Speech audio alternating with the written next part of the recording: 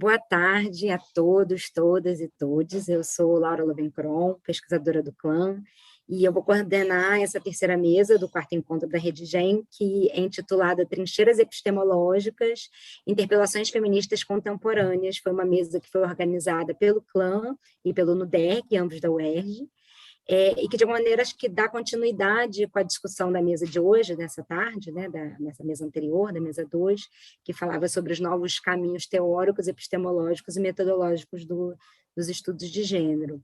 E o nosso objetivo, quando a gente pensou essa mesa, foi propor uma discussão sobre os debates teóricos e políticos que atravessam os feminismos, né, e como isso tem repercutido nas experiências de formação e pesquisa no campo dos estudos de gênero nas ciências sociais. Então, a gente parte de um conjunto de embates e debates teóricos políticos internos aos feminismos para levantar um conjunto de questões, né, que a gente pretende discutir nessa tarde. Né? Qual seria o sentido da construção de um conhecimento feminista nas ciências sociais, de beber em fontes clássicas, mesmo quando suas matrizes fundantes são identificadas como eurocêntricas ou coloniais? Quais as fronteiras que os diferentes matizes do pensamento feministas interpelam ou demarcam? E quais pontes, como se articulam nesses debates ensino, pesquisa e atuação política?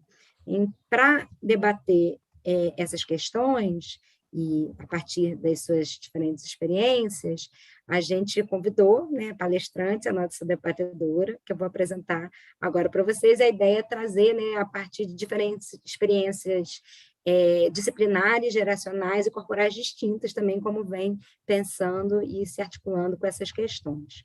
Temos a Mary Castro, que é socióloga, pesquisadora visitante da UERJ, vinculada ao NUDERG, é consultora da Flasco e tem desenvolvido estudos sobre perspectivas decoloniais, feminismos, maternidades em diferentes gêneros de conhecimento e grupos étnicos e culturais. Tem também a Camila Fernandes, que é antropóloga, atualmente ela é pós-doutoranda no programa de pós-graduação em Antropologia Social pelo Museu Nacional da UFRJ e é pesquisadora do NUSEX, e desenvolve pesquisas nas áreas de gênero, sexualidade, raça, maternidade, cuidados e favelas, violência de Estado, e é também professora no Laboratório Feminismos da Diferença. E depois a debatedora vai ser Ana Paula da Silva, que é antropóloga, professora da UF, que tem desenvolvido pesquisas no campo dos estudos raciais, gênero e sexualidade, com temáticas sobre turismo sexual, prostituição, tráfico de pessoas, e integra também o Observatório da Prostituição e o Coletivo da Vida. Infelizmente, a professora Maria Luísa Elber teve um imprevisto de saúde, não vai poder estar aqui com a gente, né, que ela estava na programação, mas então, a gente vai ter aí 30 minutos para cada uma das participantes da mesa. Obrigada, agradeço de novo vocês pela participação, por toparem aí, né, entrar nesse debate. E aí eu vou passar a palavra para a professora Mary. Eu gostaria de primeiro agradecer e falar da minha emoção de estar aqui. É a segunda ou terceira vez que eu participo dos encontros da Rede GEM. Nos passados, eu estava com a camisa da UFRJ, quando era professora visitante, junto e relacionada muito ao NESEG. E eu tenho muito carinho, eu acho que essa camisa sempre vai ficar, tanto que eu continuo me esbilhotando no NESEG, o carinho da acolhida de Bila Sorgema, Aparecida e as colegas de lá.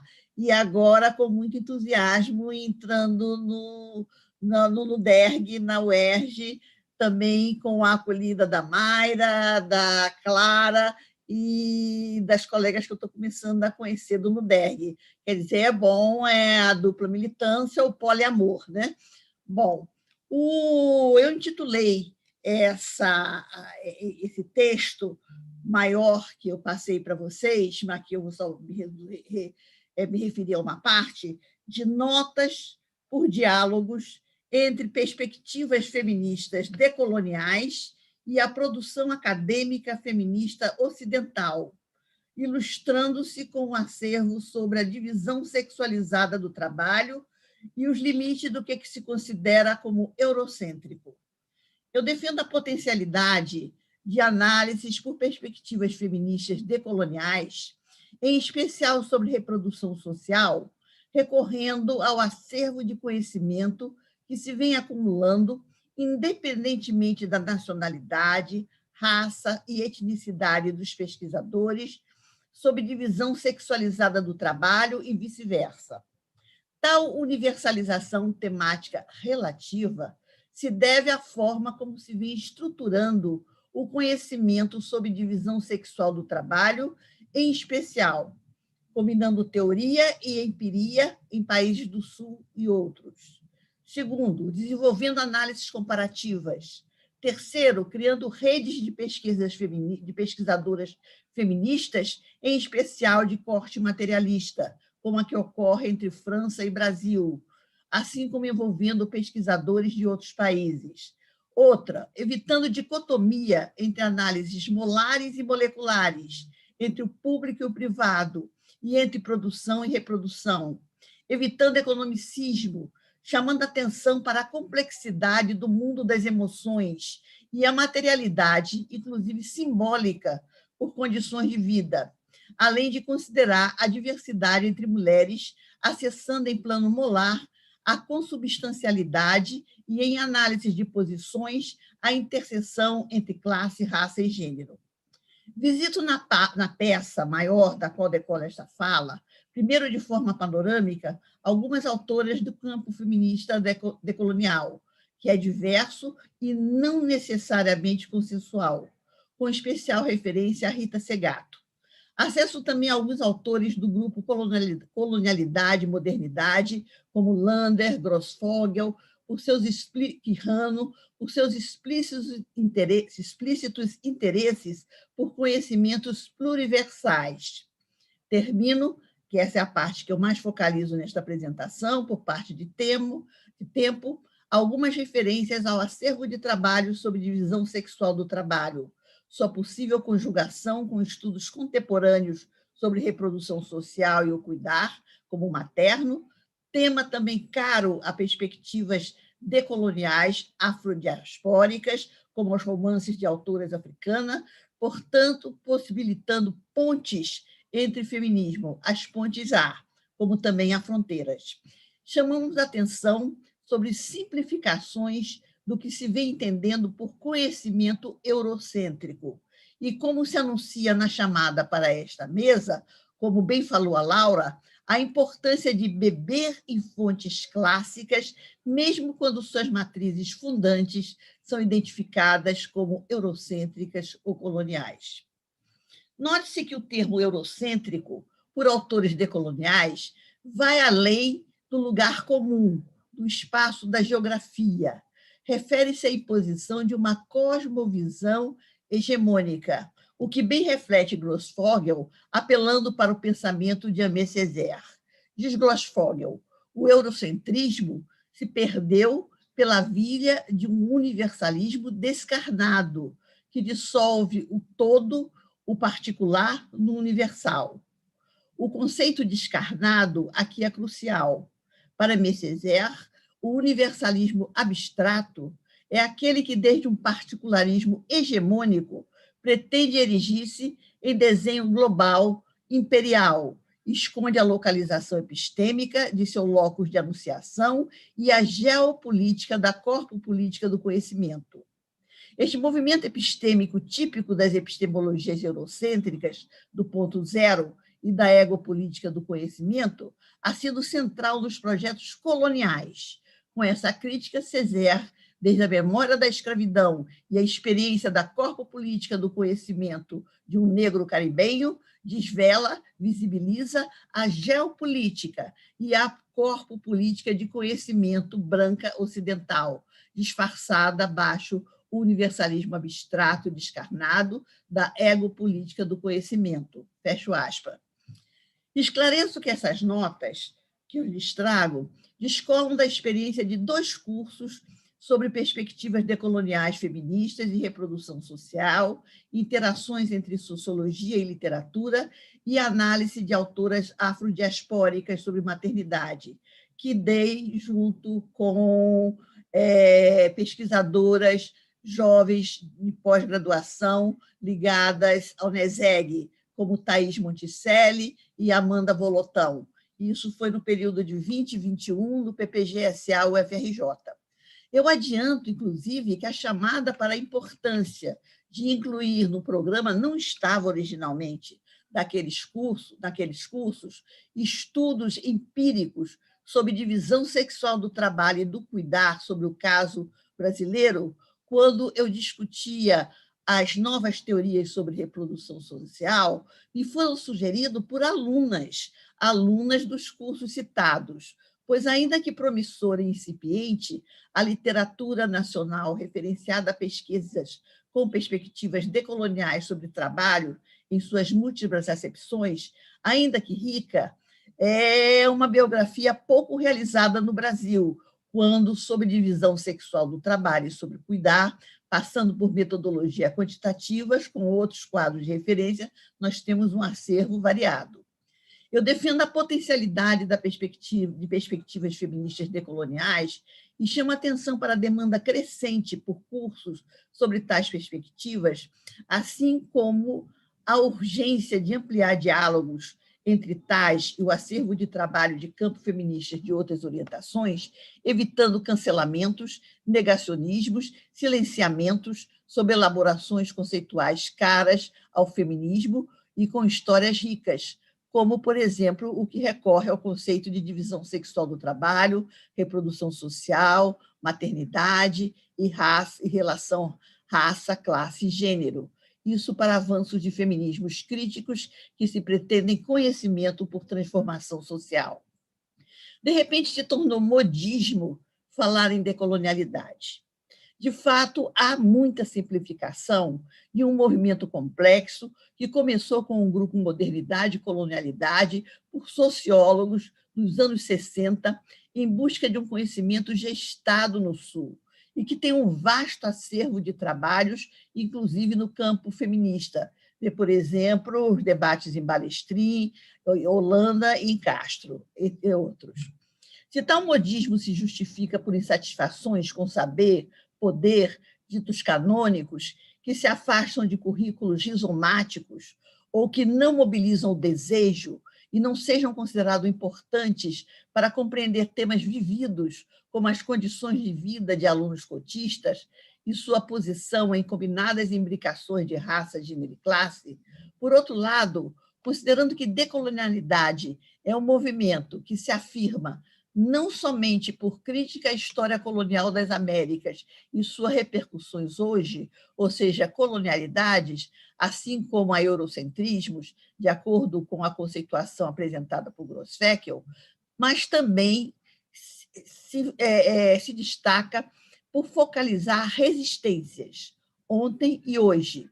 Portanto, é bastante salutar o interesse em debates sobre decolonialidades, inclusive em buscas por outros conhecimentos, outras universidades, mas não que substitua outros conhecimentos, mas uma universidade que não seja apenas sociodemograficamente inclusiva, como a que estimula as cotas socio-raciais, mas também aberta a saberes de distintas fontes e experiência, ou seja, uma universidade pluriversal. Práticas acadêmicas que mais representam e colaborem com o afã por reexistência, expressão da antropóloga feminista que vem avançando em perspectiva decolonial, Rita Segato.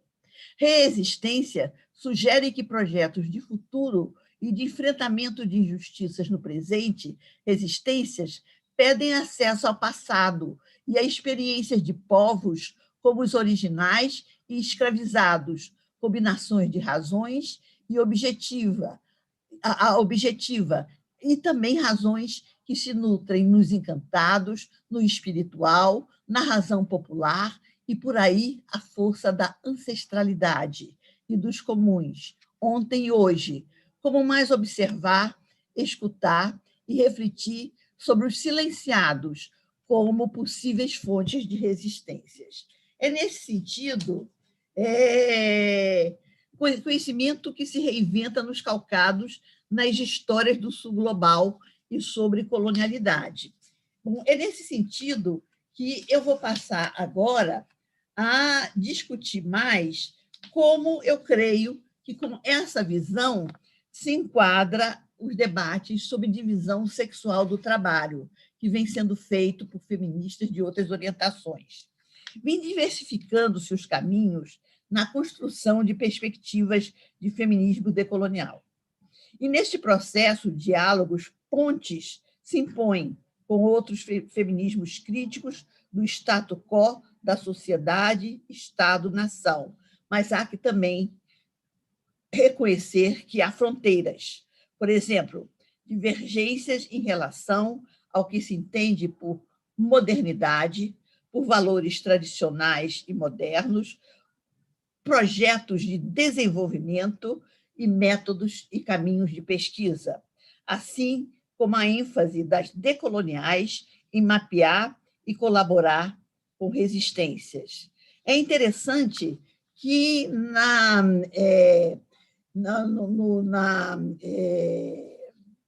na conferência dada por Karina Bacciani, no início, eu notei que há uma outra ponte que pode ser construída entre as perspectivas decoloniais e o debate sobre cuidado e reprodução que vem sendo feito por outras correntes feministas.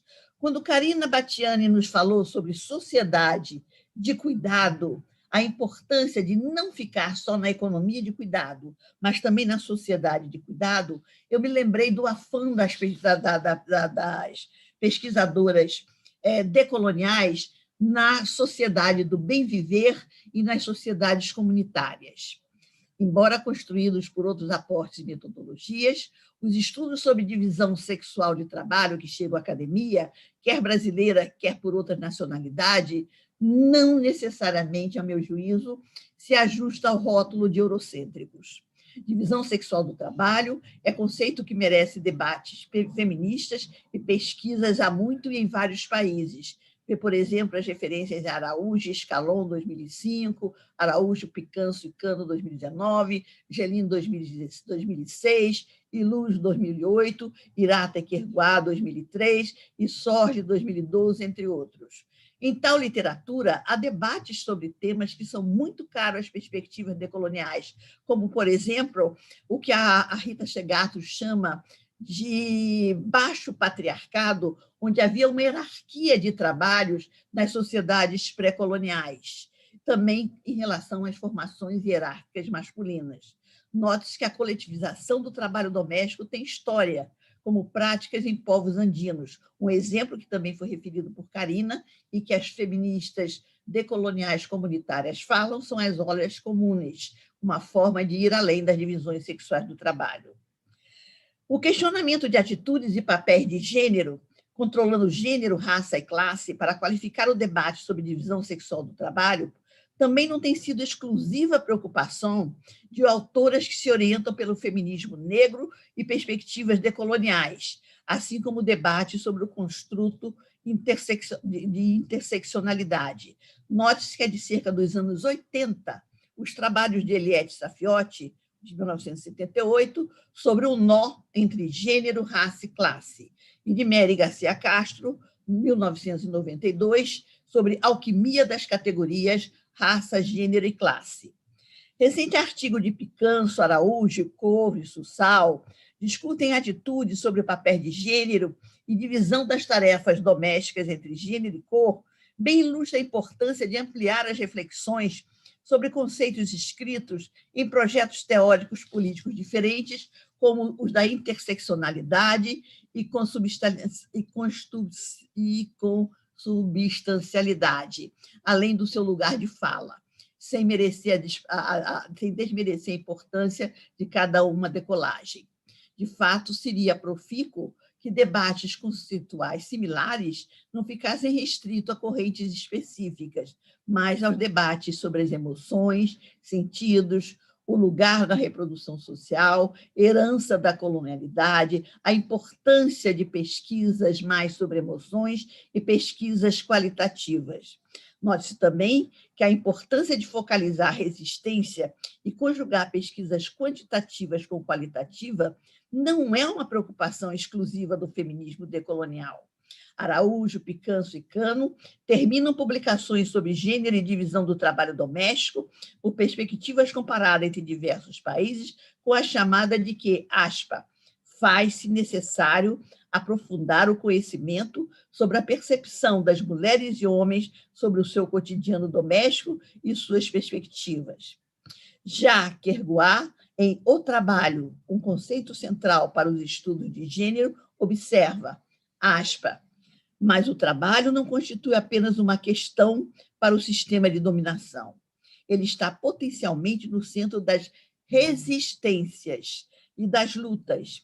É um meio de transformação dessas relações sociais, pois não é apenas lugar de dominação, é também lugar de solidariedade e de cooperação e socialização.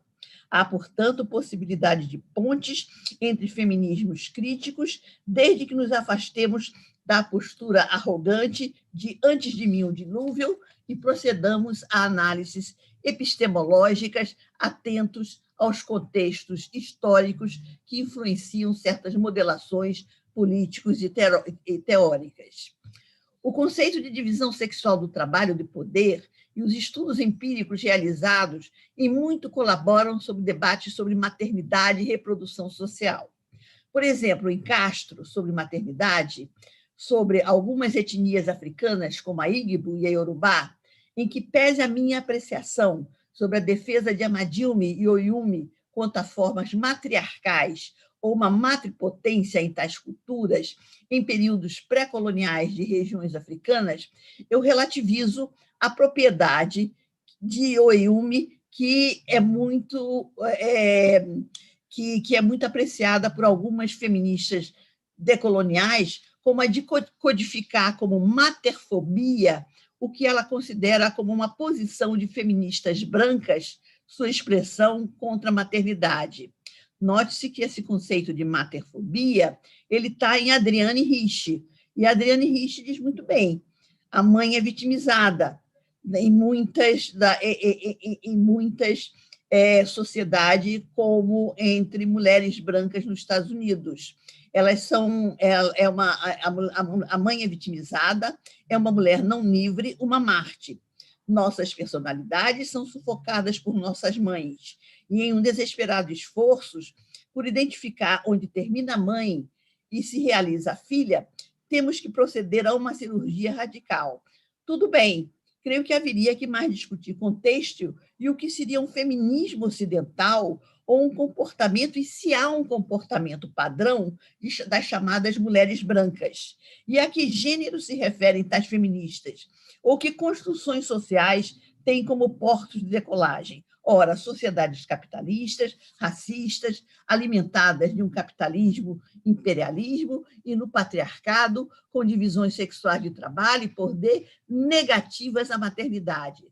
Tal temática é abordada em uma vasta literatura sobre maternidade de autoras de distintas nacionalidades, como Badinter, Chodorov Contrato, Castro 2014, e, mais recentemente, vem tomando muito fôlego o debate sobre maternidade como uma possível potencialidade contra o patriarcado, como está no livro de Legacy of Mothers, Matriarquias e a Economia da Dádiva em Alternativas Pós-Capitalistas, de Erela Chadimi. Ou seja, há que ser mais dialético e não termos esses conceitos tão fixos como toda a literatura africana como relacionada à materpotência, toda a literatura feminista ocidental como a materfobias.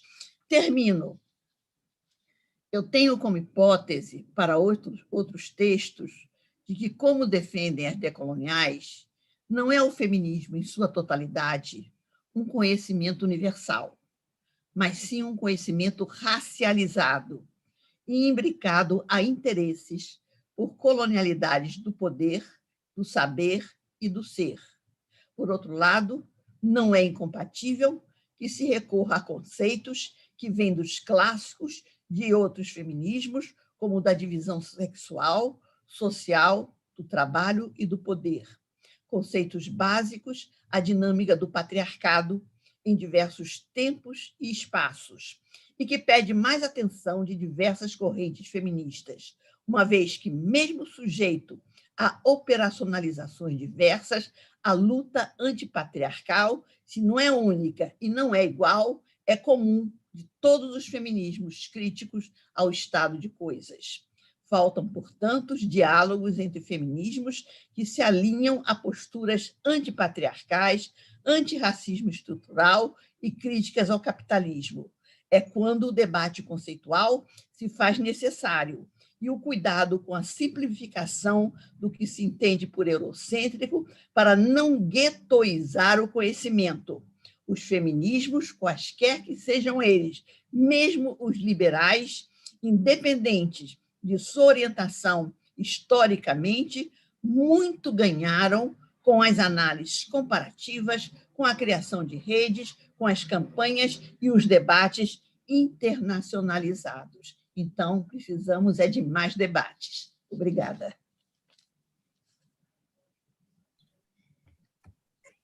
Muito obrigada, Mary. Queria te agradecer muitíssimo, parabenizar pela sua apresentação, né, e a maneira como você levou a sério, né, as questões que foram propostas na organização da mesa, as inquietações que levaram à formulação desse debate, a organização desse debate.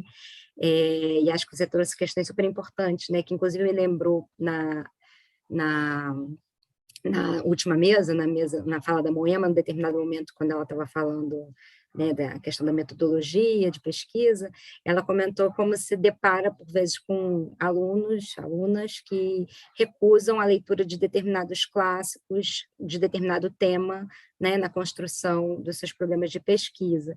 Né, ela colocou isso como uma questão que foi um pouco algumas questões que foram levantadas também no processo de organização e formulação desse debate. E eu achei interessante como você trouxe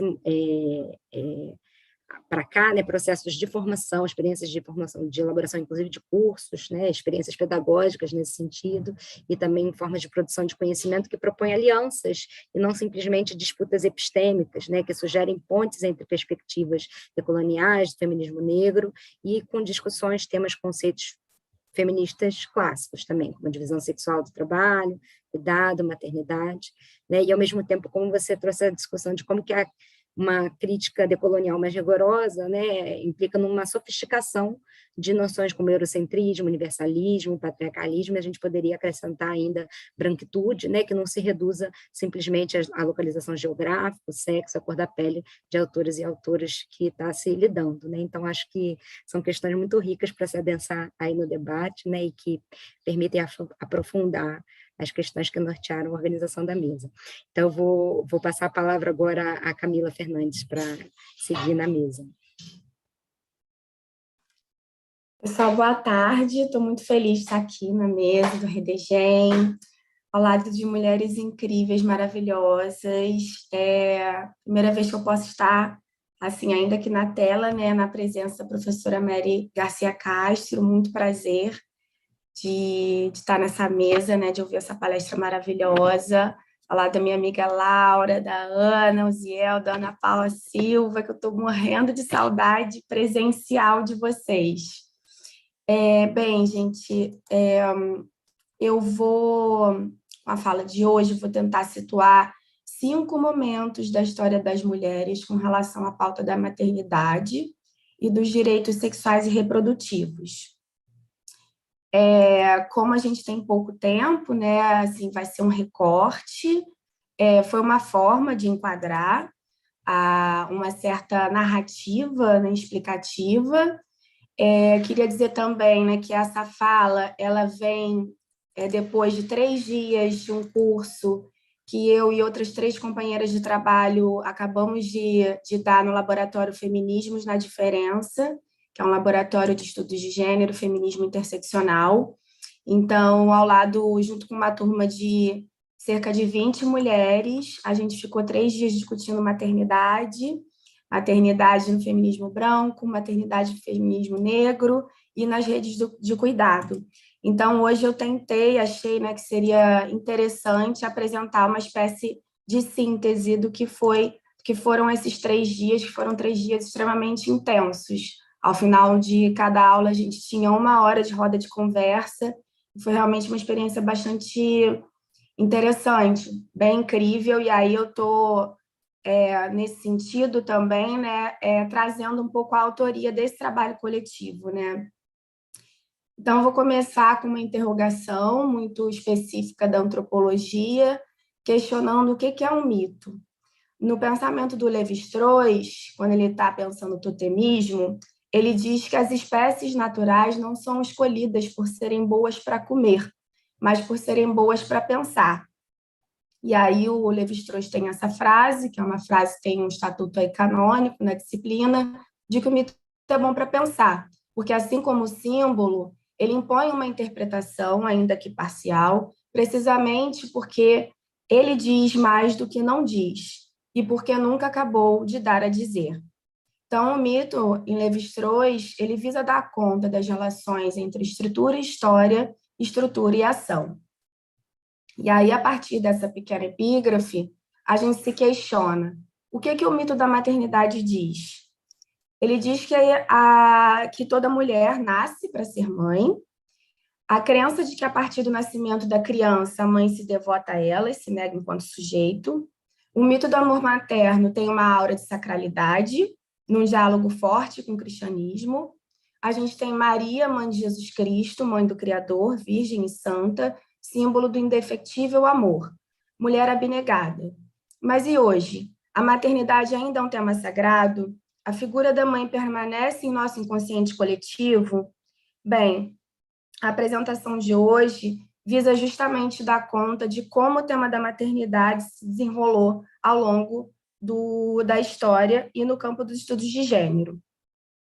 A gente sabe que esse é um tema clássico no campo dos feminismos, ele permitiu entrar por diversos debates, a saber, público e privado, família, o lugar da casa, a sexualidade e a reprodução. Para início de conversa, a gente vai partir da tradição do feminismo branco, e aí, né, depois de ouvir a professora, assim, fazendo, claro que fazendo aqui uma objetivação muito reduzida, né, do que seria esse campo do feminismo branco. Então, a gente está se referindo a um campo intelectual francês e estadunidense, a partir do que se convencionou em chamar de segunda onda do feminismo por volta dos anos 60. A discussão da Beauvoir, no segundo sexo, ela vai girar em torno de como a associação entre feminino, biologia e natureza é o elemento-chave de toda a produção social da condição da mulher como o outro. Ela vai se opor à ideia de natureza como definidora do comportamento feminino, e nesse lastro a maternidade vai ser fonte de crítica. Isso vai acontecer porque essas feministas estão dialogando com a questão do determinismo biológico, que definiria a priori quem é reconhecida como mulher e quem não é. A Badinter, Elizabeth, vai produzir um livro considerado muito polêmico, inclusive até os dias de hoje, entre as francesas, onde ela vai dizer que a maternidade é uma construção social que opera enquanto mito, sustentando que o instinto materno é uma invenção.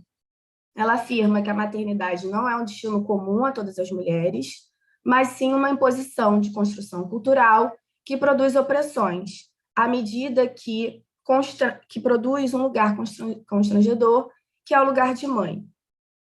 Ela demonstra também como que a maternidade foi um sentimento construído a partir de discursos masculinos, dotado de estratégias repressivas, com o objetivo de culpar as mulheres, seja porque não queriam amamentar ou cuidar dos seus filhos, seja desmoralizando aquelas que não desejam ser mães. Ao lado dessa realidade, a figura que será exaltada no plano ideal vai ser a boa mãe. A Badinter também adentra o discurso da psicanálise. Segundo ela, esse discurso contribuiu muito para tornar a mãe o personagem central da família. Freud chegou a se referir ao feminino como um continente negro. A vagina foi concebida como oposto do pênis, uma marca da falta daquilo que o homem tem. A ideia de uma inveja feminina do pênis e a angústia da castração foram cruciais para pensar a subjetividade das mulheres. a maternidade seria uma forma de resolver o complexo de Édipo, mais complexo nas mulheres, na substituição dessa falta por um filho e através da identificação da mãe com seu bebê.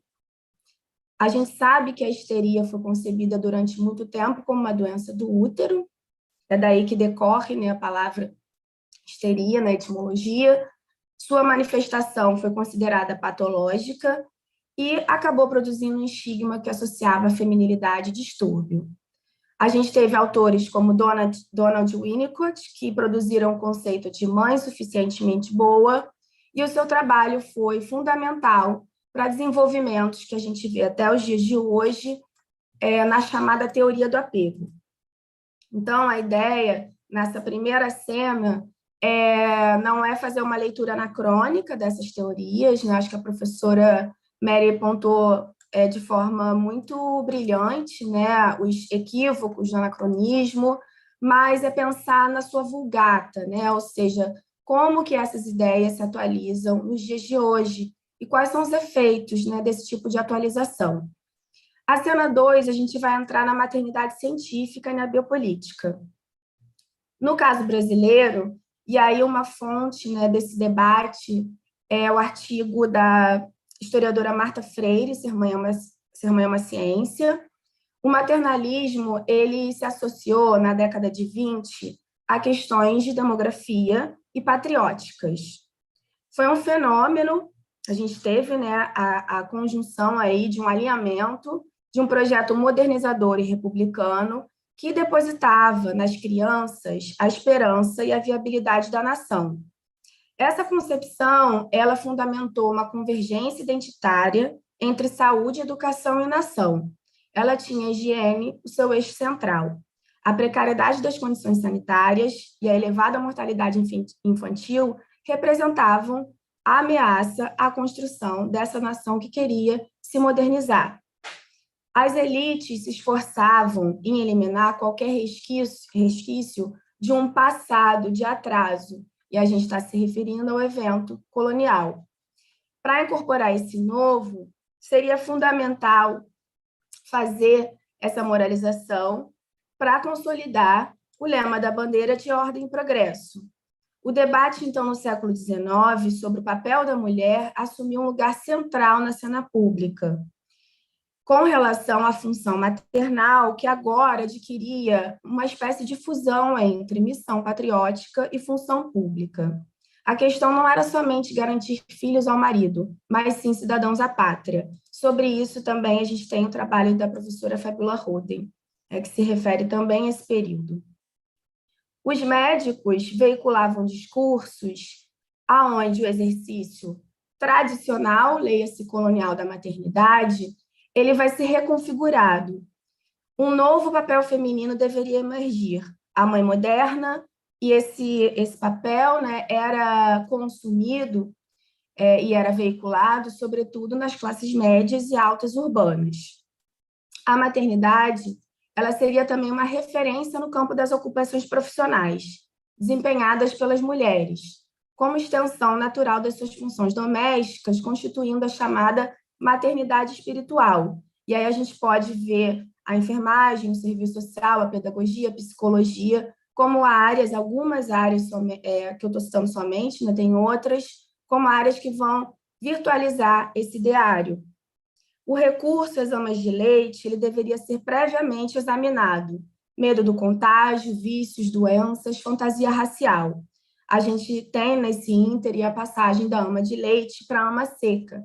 E essas categorias, elas remetem não só a uma mudança, né, desses papéis e dessas relações estabelecidas com as mulheres negras, mas também a imagem aí, né, de um território que foi usurpado, né, que foi confiscado.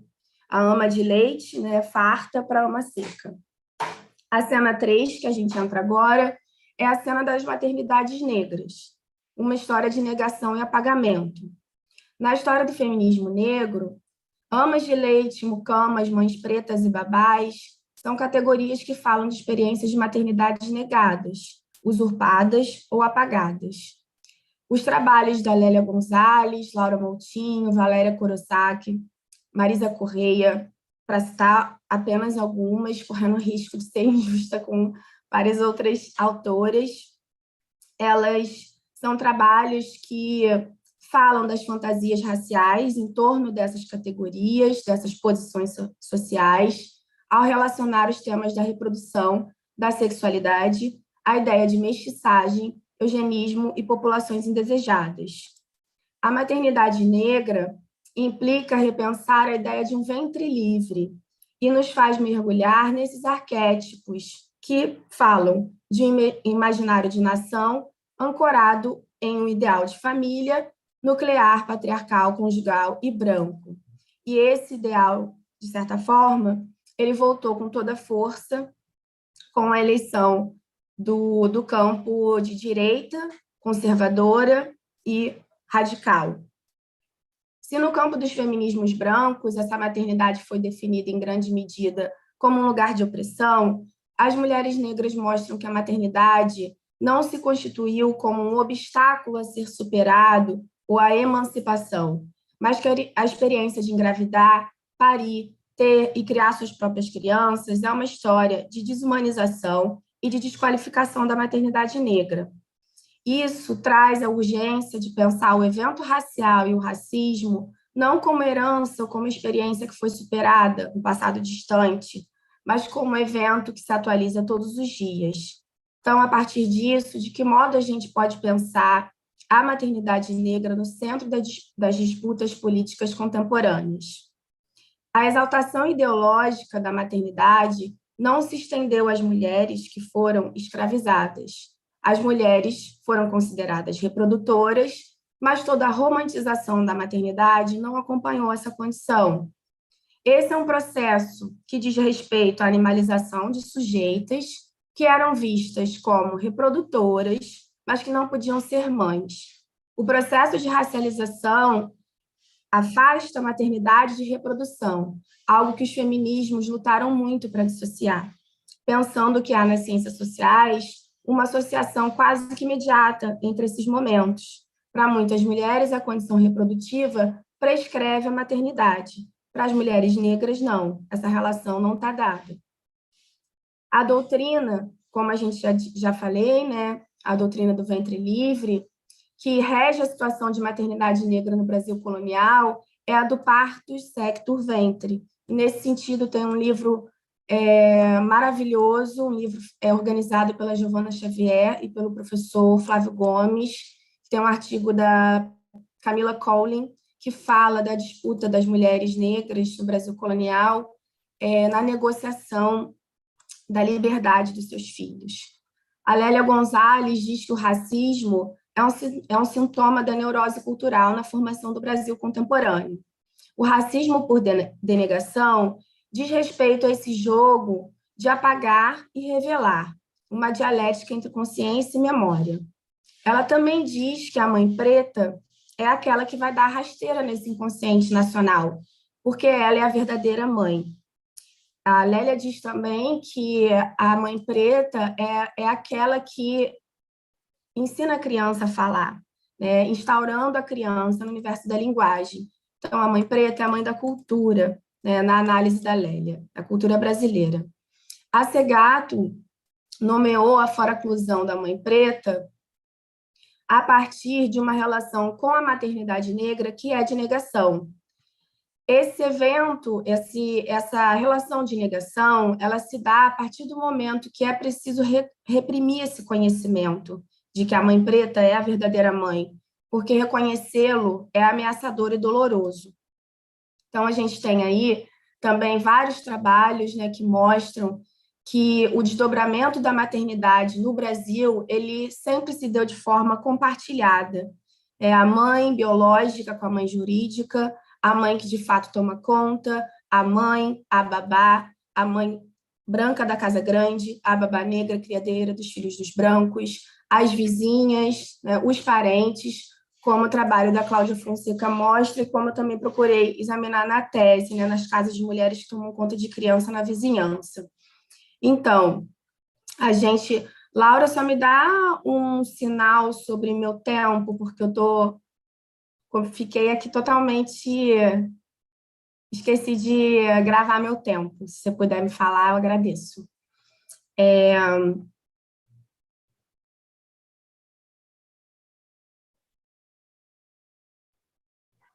Eu coloquei no chat, 15 minutos. Tá bom, obrigada.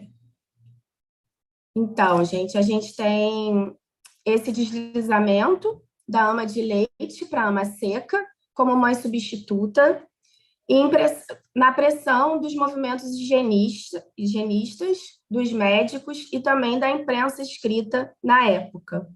Essa ama de leite passou de doadora de amor e carinho para se tornar a mais terrível e alarmante transmissora das doenças. Haviam, por exemplo, defensores do fim da escravidão, não com o objetivo de ver realmente o fim desse evento colonial, mas sim com a ideia de preservar os brancos da contaminação e da corrupção moral que a presença de negros na intimidade da casa senhorial representava. Sobre isso também, a Angela Davis discute no livro dela, Mulher, Raça e Classe, a figura da enfermeira Margaret Sanger, que também foi uma enfermeira que militava pelo aborto, mas a partir, né, de ideais eugenistas.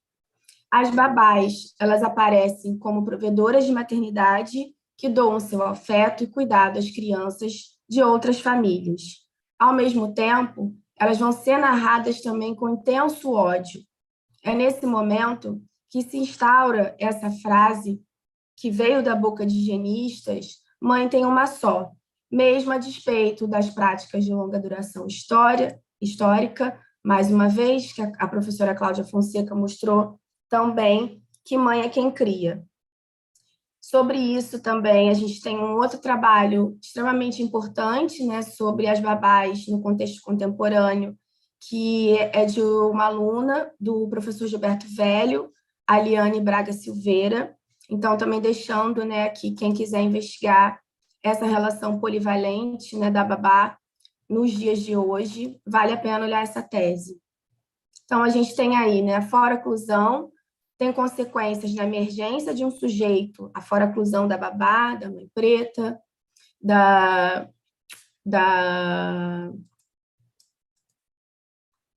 verdadeira mãe.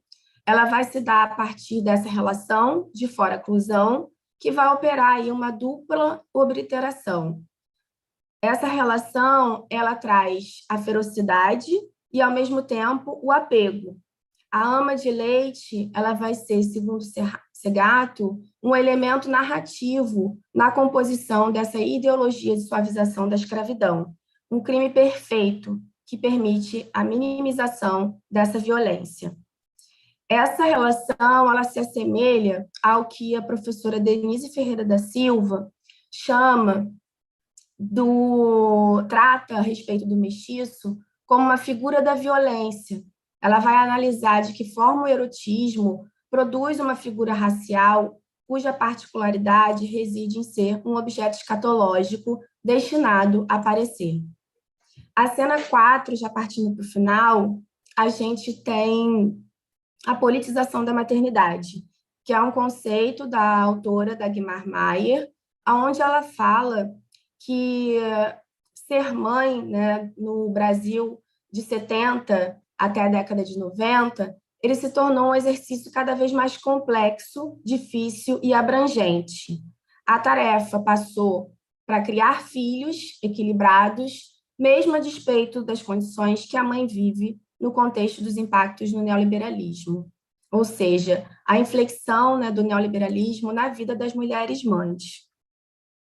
A década de 80, esse é um trabalho brilhante da professora Andréa Moraes Alves sobre a trajetória do Dr. Hélio Aguinaga, né, que foi fundador do Centro de Pesquisa de Assistência Integrada à Mulher e à Criança, e a Andréa mostra, né, como que no Brasil, a partir da década de 80, a gente viveu um debate sobre o crescimento demográfico como um problema nacional. E ela mostra como que vários atores, especialistas, igreja, médicos, movimento feminista, se reuniram em torno da pauta da esterilização, contestaram a trajetória dessa entidade, e essa contestação ela vai culminar na CPI, que teve a sua versão em âmbito municipal, estadual e municipal, e essa CPI ela foi movida a partir da denúncia de esterilização em massa de mulheres no Brasil, e ela contribuiu ao seu final, né, para forjar o conceito de direitos sexuais e reprodutivos das mulheres e também do PAINSM, né, o Programa de Assistência Integral à Saúde da Mulher. Foi uma conquista sem precedentes, né, para o movimento de mulheres e para as mulheres como um todo. Então, a gente teve uma participação do movimento feminista muito forte, né, nessa época, mas, ainda assim, isso foi um resultado de um consenso possível, a Andréa mostra isso, entre distintas visões sobre o tema, né, visões controlistas, natalistas, progressistas, e como pano de fundo, né, dessas visões, ainda persistia uma imagem sobre a pobreza feminina, né, prolífica e sem controle. E aí agora, já partindo para os apontamentos finais, tentando pensar um pouco naquilo que eu realmente tento não pensar para poder viver, mas que é a maternidade no governo Bolsonaro. Bem, atribuída a responsabilidade às mulheres, em diferentes momentos, o feminismo cobrou do Estado políticas direcionadas a creches, escolas e licença maternidade. A pergunta é: onde e quando essa pauta se perdeu no Brasil? Onde está o Estado na produção de soluções públicas para o cuidado das crianças na forma de creches? Eu sei que essa pergunta parece um pouco romântica, né? Em pleno governo Bolsonaro, a gente está aqui, né, reivindicando o papel do Estado, né, diante de um governo que trabalha, sobretudo, até para a destruição do Estado, né? Mas é importante a gente fazer algumas perguntas, né, que podem soar românticas para a gente também lembrar dessa história, né, e honrar essa história do movimento feminista. A gente viu que a maternidade ela revela tensões biopolíticas e, hoje em dia, necropolíticas, né, no cenário contemporâneo, porque ela articula temas como população, desenvolvimento, reprodução, chacina nas favelas, violência obstétrica, enfim, todo um campo, né, contemporâneo, que a maternidade ela continua essa pedra, né, no sapato, esse caroço. E, ao lado disso, a gente tem esse ditado, né, ditado que circula bastante, né, que é preciso uma aldeia para criar uma criança. Ainda assim, a gente tem investido num modelo muito desigual dos cuidados. A gente se divide entre instituições públicas e privadas, creches e escolas. A classe média tem acesso a serviços de mais qualidade. Esses serviços são custeados, muitas vezes, ainda com o acréscimo de uma trabalhadora doméstica, que, na maior parte das suas vezes, é uma mulher pobre, periférica e negra. Só para dar um exemplo, na cidade do Rio de Janeiro, a gente tem creche que pode custar a mensalidade de R$3.000, às vezes até mais. Isso ainda faz, como eu disse, né, ainda se faz com emprego de outros recursos. Por outro lado, a gente tem nas periferias as pessoas que tomam conta, né, dessas classes. Essas pessoas, elas não têm e não tiveram, sobretudo na pandemia, uma garantia, né, uma lei aonde elas pudessem deixar os seus filhos, elas tiveram que ficar com os seus filhos. A luta pelo acesso à creche no Rio de Janeiro, ela é alvo, né? Ela é movida em ações na Defensoria Pública do Estado do Rio de Janeiro.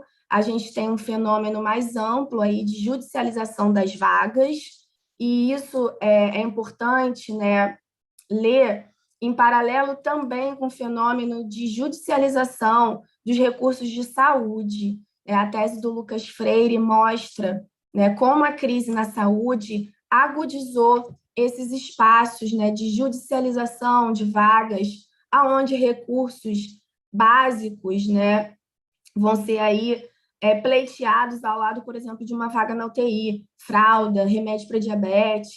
É a mesma coisa no caso das creches, né? A gente tem 36 mil crianças na lista de espera por creche.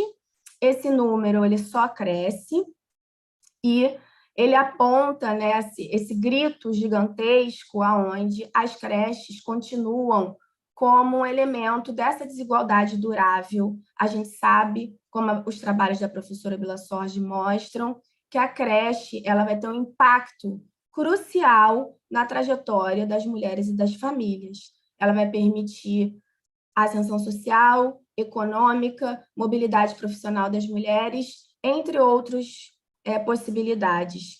Então, durante a pandemia, a gente viu, né, que é justamente essa classe, né, as babás, as empregadas, que cuidam dessas outras crianças, que ficaram completamente desassistidas, né, com a questão do corona.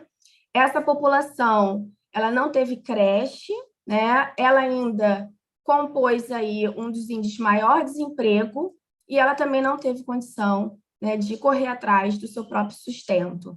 A gente viu e a gente está vendo, né, o crescimento dos relatos de fome, né, de uma forma que a gente já não via, né, há alguns anos.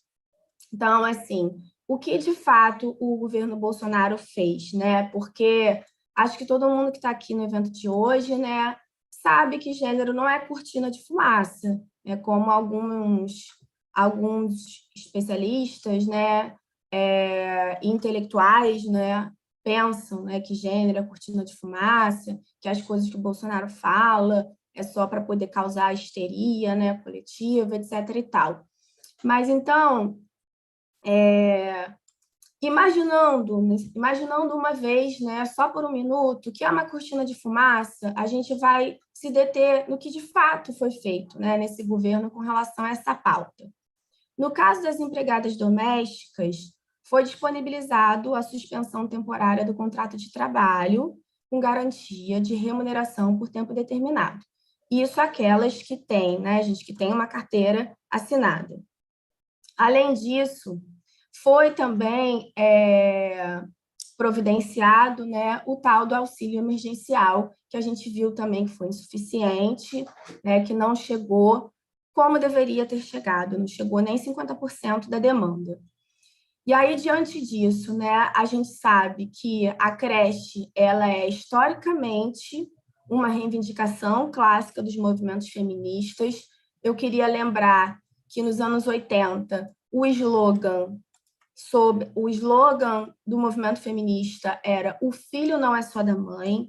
Esse é um grito potente, é um grito incrível, né? É um grito que acabou se perdendo, mas ele foi fundamental para a Constituição de 88.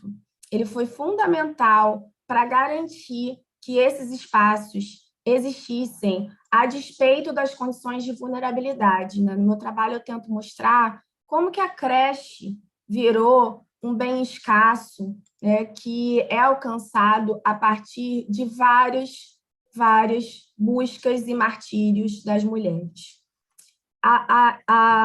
Voltando para a questão do que o Bolsonaro fez, de fato. A ministra Damares, eu estou terminando mesmo, tá, gente? Eu acho que a Laura está sendo generosa comigo. Obrigada, amiga. A ministra Damares, ela iniciou seu mandato com uma perspectiva, digamos, bem distinta da Badinter, né? A mulher nasce para ser mulher, infelizmente tem que ir para o mercado de trabalho, segundo ela, defende mais tempo da mãe com a criança em casa, etc, etc, etc. Esse ano a gente teve a 14ª Marcha pela Vida. Esse foi um evento promovido no dia 15 de junho pelo Movimento Brasil Sem Aborto. A gente agora vive com a realidade, né, desse tipo de movimento, né, no cenário aí das disputas políticas. E, enquanto isso, a legislação sobre aborto ainda é a mesma de 1940. A gente tem apenas 2 permissivos legais, né, para interromper uma gravidez, além das jurisprudências. E esses permissivos, eles foram gravemente feridos. Eu fiquei até agora revoltada e acabei já pulando, né, para o evento dramático, porque eu vou chegar para não adiantar demais. Esse evento, a gente vai ver que ele foi ferido nesse ano e ele teve um desfecho não menos dramático por conta do movimento feminista. Até setembro de 2020, só para terminar essa parte, né, dos feitos, a Câmara Federal ela recebeu 22 projetos de lei que tratam do aborto. Desses, 16 são reformulações e formulações de deputados querendo restringir esse aborto previsto em lei. E aí, gente, é importante também falar da dívida, né, dos governos de esquerda com relação à pauta do aborto. É importante a gente falar, aqui a gente está num espaço progressista, né? Então é importante a gente também incluir isso, né, para a gente também não pular aí de uma situação para outra e esquecer que também a gente não tem essa dívida, né, com os governos Dilma, sobretudo. Então, outra ação, né, que a ministra realizou foi o direito às mulheres a amamentarem os filhos durante a realização de concursos públicos, o que é uma pauta, né, feminista, a ampliação das restrições ao casamento infantil e a instituição da Semana Nacional de Prevenção à Gravidez na Adolescência, que toda aquela historinha de abstinência sexual, né? Então, a confusão, né? A grande confusão que eu acabei me emocionando e adiantando, né? Vamos a ela agora. O caso de uma criança de 10 anos que foi violentada pelo seu tio e a criança engravidou. O caso ocorreu em São Mateus, no Espírito Santo. Tribunal de Justiça concedeu a ela o direito de interromper uma gravidez fruto de estupro. Contudo, o caso ganhou repercussão depois que a ministra deu publicidade ao caso nas redes sociais, esse governo patife de governar as coisas pelo Twitter, pela internet, e enviou os emissários para a cidade do Espírito Santo. O aborto precisou ser realizado em Recife, onde houve um protesto feminista na porta do hospital. As ativistas contra as feministas, né, gritavam assassino para o médico na porta da clínica, para que ele não cumprisse a lei. Mais uma vez, o Brasil aceita casos de estupro, aborto em casos de estupro, desde os anos 1940. Eu estou falando desse jeito, né, com mais força, para reviver a perplexidade, né, desse momento. Isso foi um evento gravíssimo, né, que aconteceu, e graças a essas mulheres, né, de Recife, saudando já essas militantes, essas companheiras que foram lá e se posicionaram contra o fato de que uma menina de 10 anos, uma criança, não tem que ser mãe, fruto de um estupro. Então, depois desse caso ainda, de todo esse rebu que a Damares fez, o Ministério da Saúde ainda sofreu, né, através de uma portaria de 27 de agosto de 2020, sofreu ainda indicativos de protocolos. Que protocolos eram? Para o caso do aborto legal, oferecer para a mulher em situação de abortamento ilegal a ultrassonografia do feto, depois isso foi revogado, mas obrigar, o que foi mantido, profissionais de saúde responsáveis pelo atendimento a notificar a autoridade policial os casos em que a gravidez foi fruto de estupro. Finalizando mesmo, vou deixar muita coisa de fora, mas não estou reclamando, porque as colegas foram generosas, né, com o meu tempo. No 8 de março desse ano, o presidente se negou a assinar a declaração da ONU com relação aos direitos sexuais e reprodutivos. O Itamaraty confirmou que o Brasil não vai aderir a essa declaração. Então, o presidente simplesmente, né, em mais um gesto de afronta a toda a luta histórica feminista. Então, eu quero fechar, né, com esse grito né, de que o filho não é só da mãe e que a gente possa retomar a força, né, de um movimento que, apesar, né, de todas essas diferenças, como a Laura disse, nunca hesitou em compor coalizões, né, pró-direito das mulheres. Muito obrigada. Muito obrigada, Camila, pela excelente apresentação. Enfim, achei interessante que a Camila, assim como a Mary, partiu, a fala dela começou a partir de experiências pedagógicas, né, que a gente colocou como uma possibilidade, e você começa falando, né, que vai trazer um pouco das discussões justamente do curso que você acabou de oferecer, inclusive fico muito grata de você ter trazido, né, que era aquele curso que eu queria muito ter acompanhado. E, enfim, sobre temas que, evidentemente, têm sido centrais nas suas pesquisas também.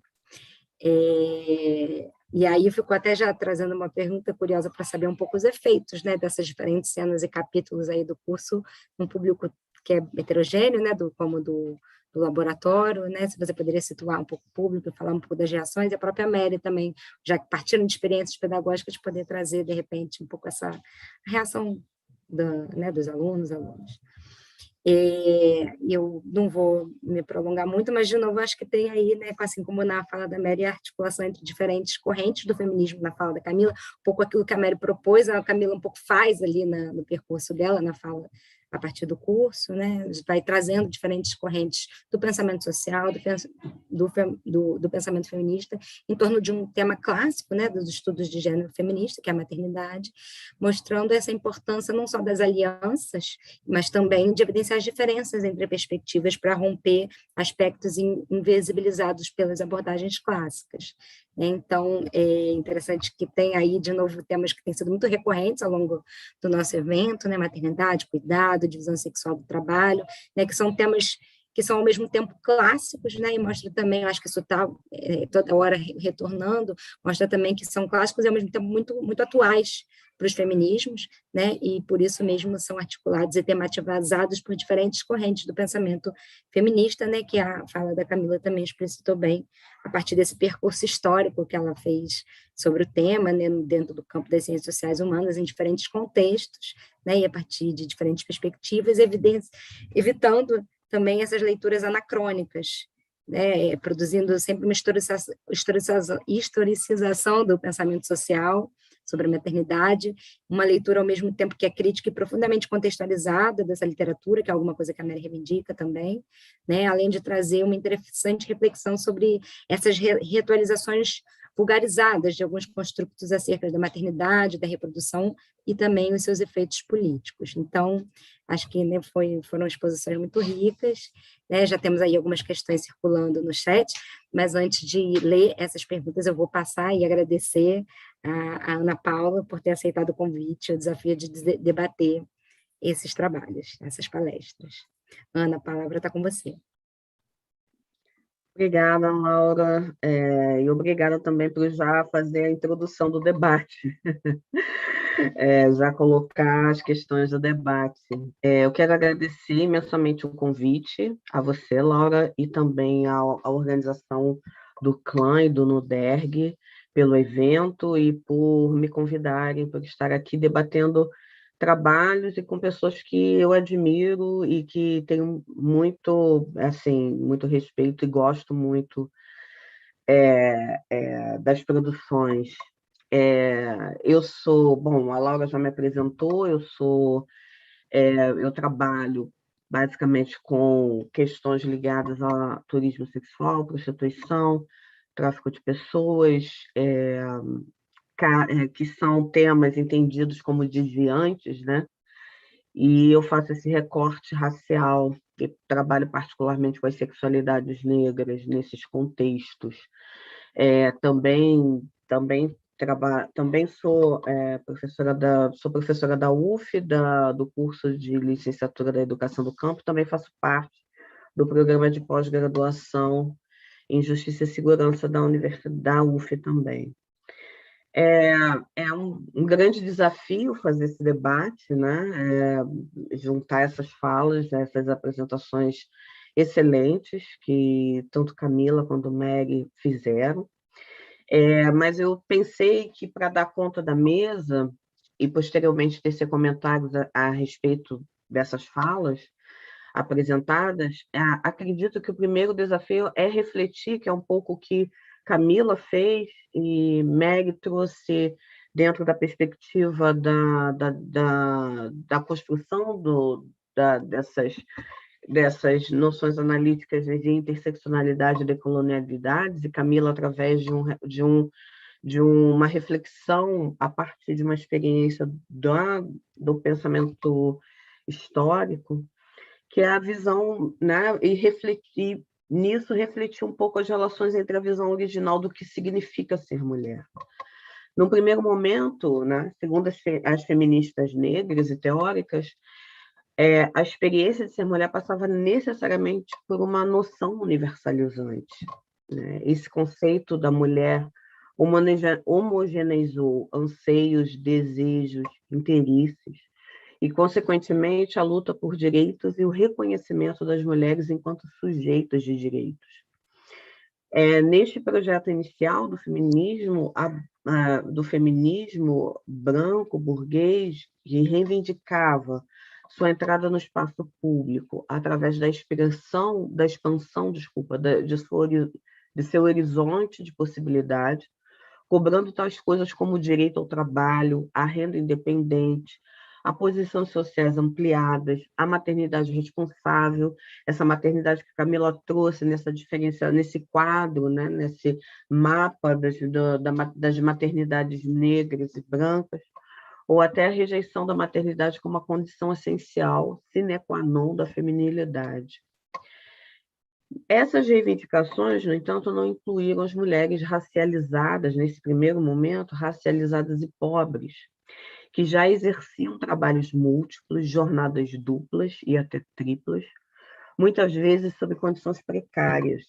A maternidade, como bem Camila colocou, para as mulheres negras, era até algo negado a elas, visto como secundária à sua função enquanto trabalhadora. Não raramente, essas mulheres subalternas, entendidas como subalternas, atuavam como chefes de família, na ausência da presença masculina, condição quase nunca reconhecida pelos sistemas jurídicos legais da época. Então, a noção da família burguesa e seus ideais em torno das identidades, na prática, sempre abrangeu uma parcela extremamente pequena das mulheres, ignorando as vidas e condições da grande massa feminina pobre e racializada, que era considerada, quando considerada, como alvo de projetos de controle, seja pela polícia, pelo assistencialismo oficial ou por alianças paraestatais.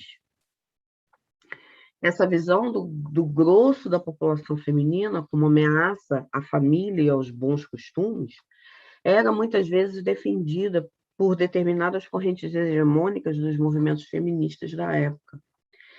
Basta lembrar aqui, eu trago o caso da Charlotte Gilman Perkins, celebrada líder sufragista estadunidense, uma das ideias que ela pautava calcava-se em propostas francamente social-darwinistas e supremacistas brancas, que relegavam a mulher negra à posição de subevoluída e não cidadã, caso que foi relatado pela Biderman no seu livro Mainland and Civilization. Nesse sentido, as falas expressas aqui, tanto de Camila quanto de Mary, nos traz um diálogo profícuo para pensar nos desafios históricos de conjugar novas formas de saberes e poderes, enfim, de processos de subjetivação que reconheçam grupos tradicionalmente marginalizados, pobres, mulheres pobres, negras, mestiças, indígenas, como constituintes da categoria mulher e, portanto, também sujeitas dignas de direitos. Tal processo de inclusão tem se desdobrado através do reconhecimento de suas vidas e trajetórias enquanto subalternas e muitas vezes criminalizadas no exercício de suas funções e papéis sociais, como Camila diverte, Simplesmente ser mãe era, para muitas dessas mulheres, situação negada ou até criminalizada. Essa realidade era além da compreensão de muitas mulheres brancas daquele momento, da classe média burguesa, que entendia a não maternidade como sinal de liberdade, emancipação, individuação, algo que a América Garcia Castro também trouxe no seu texto. Dado esse quadro, então, eu tenho algumas perguntas, algumas questões para pensar que no trabalho de vocês, de que forma essas histórias e trajetórias femininas marginais podem ser ressituadas como centrais numa cosmologia feminista. A Mary trouxe todo um debate em torno da ampliação das correntes feministas e da ampliação dos debates, mas como isso pode se dar na prática para ressituar essa cosmologia feminista. Como podemos, enquanto feministas, levarmos a sério suas realidades, colocando essas no centro de nossas reflexões. Como podemos reconhecer tais trajetórias como fundamentais para a desconstrução da noção universalizante da mulher e sua reconstrução interseccional enquanto categoria perpassada e co-constituída por múltiplos eixos de inclusão e exclusão, enfim, eixos identitários. Acionando aqui um pouco o que a Spivak colocou, essas experiências não devem ser apenas objetos de escuta, mas também da ação, onde existe a possibilidade da efetivação enquanto centralmente constituídas da categoria mulher e das demandas dessa categoria. Essas experiências, transpassadas pela precarização, informalidade, várias formas de violências, tecida entre mercados legais, semilegais, ilegais, precisam não só ser ouvidas, mas ressituadas enquanto centrais às reivindicações dos próprios debates feministas. Nesse quadro, ao olharmos para recursos teóricos como interseccionalidade, e agora mais recentemente conceitos de decolonialidade, como Mary trouxe, né, e ela faz um excelente apanhado no seu texto, traçando também um recorte histórico na tentativa de demonstrar que esses conceitos não são novos, eles têm também uma estrada, uma trajetória. Encontramos chaves analíticas criativas para pensar esses marcadores sociais da diferença, como raça, classe e gênero, e refletirmos sobre as muitas camadas das desigualdades que atingem mulheres de formas muito diferentes, por serem essas experiências de vida também muito distintas. Mais do que olhar para as mulheres racializadas e pobres como meras vítimas, devemos observar essas muitas camadas entrelaçadas de desigualdades que produzem formas de discriminações e exclusões, como Camila trouxe, e Mary aponta para esse outro lugar de pensar essas pluriversalidades, para deslocar esse olhar, né, dessas vítimas sem vozes, essas muitas camadas entrelaçadas de desigualdades que produzem formas de discriminações e exclusões complexas, que vão muito além de simplesmente sobrepor esses marcadores. A interseccionalidade ainda, e isso é o que eu sustento, é um ótimo recurso para fugir dos binarismos e das análises simplificadas entre quem oprime e quem é opressor. Assim como decolonialidade nos convoca a deslocar o olhar das mulheres do terceiro mundo, como eu disse, apenas como vítimas, sem fala e sem direitos, a sujeitas capazes de articular e pensar as estruturas de poder e exclusão da qual elas fazem parte. Interseccionalidades e decolonialidade são importantes recursos para pensarmos sobre a produção de diferenças e o reconhecimento de como essas experiências, classificadas como subalternas, podem ser entendidas também como protagonistas no sentido de que essas pessoas podem falar por elas mesmas.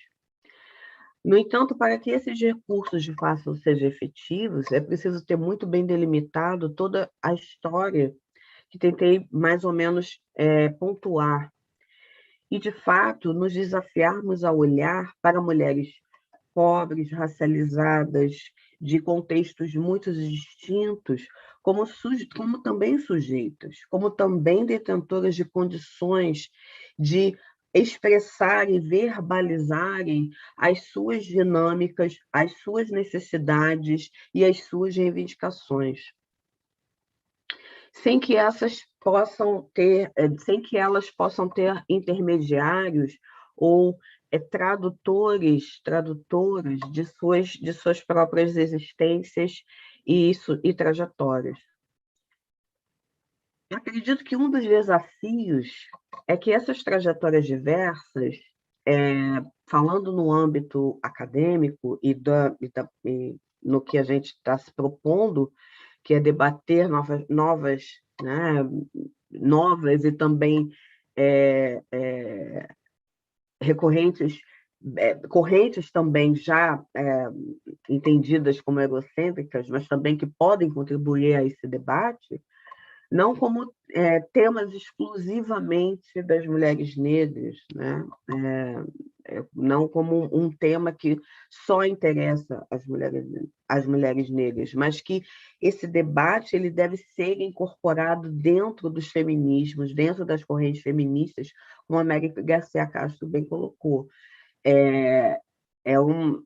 Os feminismos ganham, e ele tem se proposto, tem se feito esse desafio de se colocar outras correntes e outras formas de saberes como efetivos da própria transformação dessas correntes teóricas. E que onde, efetivamente, o lugar e as vozes dessas trajetórias sendo reconhecidas e que essas experiências e formas de conhecimentos sejam colocados nos centros dos debates e no reconhecimento das diferenças. E, nesse sentido, esse é o grande desafio, que é a construção de pontes e diálogos sem o apagamento das diferenças, sem o apagamento das desigualdades, em que se faça na prática que os conhecimentos pluriversais, como Mary Garcia Castro apontou, estejam de fato contemplados. E aí é importante, né, nesse momento de ataques, como Camila bem trouxe, esse panorama de desastres e de destruição provocados por níveis de crises políticas, sociais, econômicas, por esse governo que aí está, e que, nesse sentido, tem atingido diretamente as mulheres por conta das descontinuidades, da destruição das políticas públicas. E nós, como acadêmicas, como intelectuais e como pesquisadoras,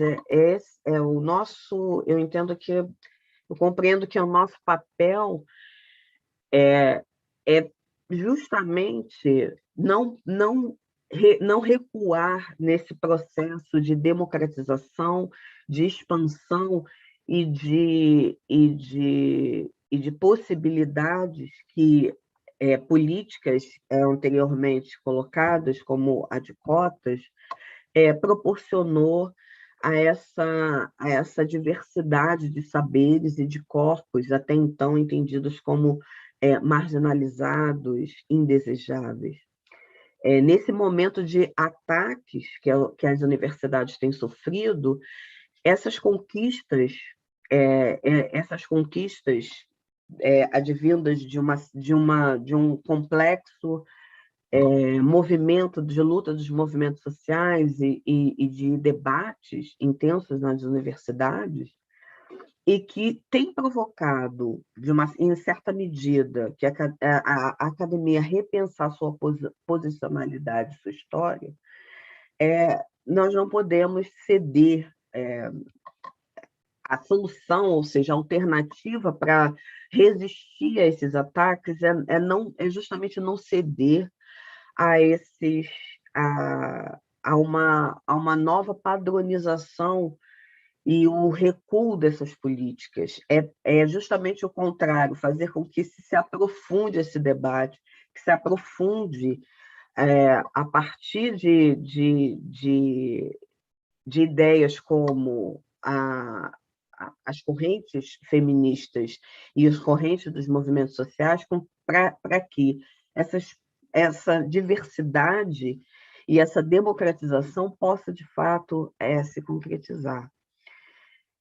Apesar desses ataques, eu acredito que não é um momento de recuo, mas de dar continuidade, aprofundar os diálogos, as possibilidades, as construções de pontes, redes de pesquisas, de mais debates, como o Megan Castro apontou, e também sem o apagamento das diferenças e da história, dos processos de construção das desigualdades, que têm sido apontados a partir das leituras interseccionais, decoloniais, mas também a partir de um acúmulo de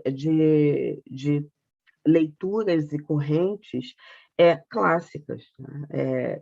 Ou seja, para enfrentarmos esses momentos tão difíceis que nós estamos atravessando, nós não temos uma saída que não seja do diálogo, da ponte e do reconhecimento na diferença que essas políticas e que o que nós conquistamos em termos de diversidade seja, de fato, aprofundada e radicalizada na universidade. Então, eu deixo essas considerações para vocês e, mais uma vez, agradeço imensamente o convite e poder estar debatendo aqui com esses trabalhos fantásticos que vocês apresentaram. Obrigada. Ana Paula, nossa, gente que agradece, que igual que debate, né? Eu acho que mais do que um debate, você fez aí mesmo uma interlocução, né? Compondo aí essa mesa redonda excelente, né? Assim, se engajando não só com o tema, né? Com os debates, com as questões colocadas pelas autoras, mas também com a proposta da mesa. Acho que você, enfim, levantou questões e comentários, né, poderosíssimos aí para a gente dar continuidade a essa conversa. E aí, agora, antes de passar de volta a palavra para a Mary e para a Camila para comentar os seus comentários, né, para continuar o diálogo interno, vou também já trazer as perguntas que estão no chat de YouTube, que se acumularam algumas questões e comentários. Eu vou, como a gente tem pouco tempo, eu vou tentar agora trazer mais o que for mais questão. Então, a pergunta para a Mary e Camila, da Andréa Moraes. Eu gostaria de saber como percebem o retorno da categoria patriarcado no movimento feminista contemporâneo, sobretudo aqui na América Latina. Comentário, vou pular, vou passar para também comentário. Estou também vendo se tem mais perguntas, né? Bem, mas acho que tem comentários, vou ler, porque tem muitos comentários que são mais... Camila, parabéns, interessante esse apanhado sobre maternidade, as políticas e condições materiais e as subjetividades para exercê-la, da Clara Araújo. A Fafá Silveira parabeniza também, Camila, sua fala, e até como continuidade da fala da Mary, chamar a atenção de que o ataque de gênero não é uma cortina de fumaça, é uma ótima cutucada, inclusive, para o campo progressista. E continua, não é cortina de fumaça nem para nós, nem para LGBTQI+. Damares se articula com Guedes na exclusão e redução das políticas públicas que afetam, sobretudo, as mais pobres, da ausência de creche aos direitos reprodutivos. Bem, esqueci, tinha mais algum comentário, então, como não tem tantas perguntas, tem mais um comentário lá que estava no início da... pergunta para Camila. perguntando o nome do trabalho dela, acho que ela respondeu lá no chat, né? Mas acho que já é um gancho para ela falar do livro que ela acabou de lançar.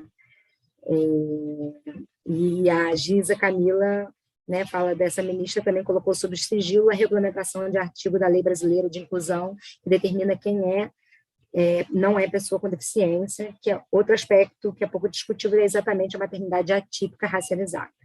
É isso, gente. Aí passo agora para a Mary e para a Camila, vocês têm aí 10 minutos cada uma para a gente concluir.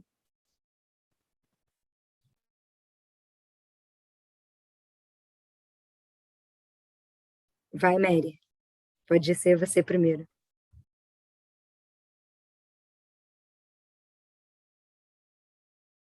Você não abriu o microfone, Mary. Faltou abrir o microfone. Mary?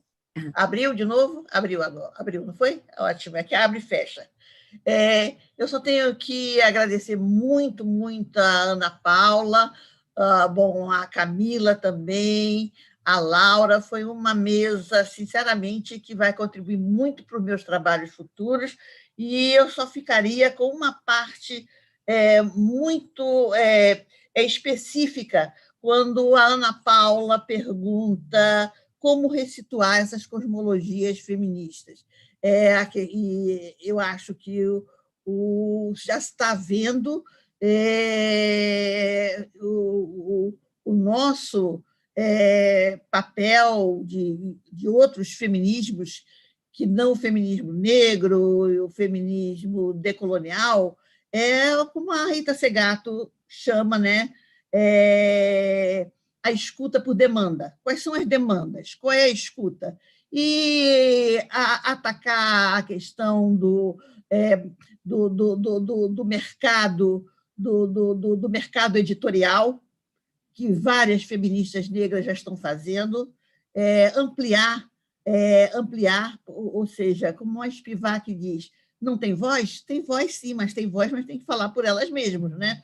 E eu gostaria de também chamar a atenção do aumento que houve das lives e de mulheres negras, o feminismo das quebradas, com a Heloísa Buarque de Holanda, a questão da Andreasa Jorge, com o feminismo da favela. Quer dizer, eu creio que é o maior espaço discutindo o nosso privilégio.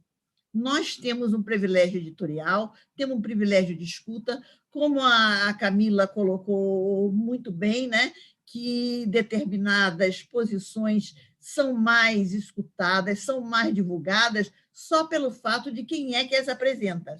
Então, é uma combinação de ideia quem as apresenta. Então, fazer uma autocrítica em relação aos nossos privilégios e trabalhar juntos.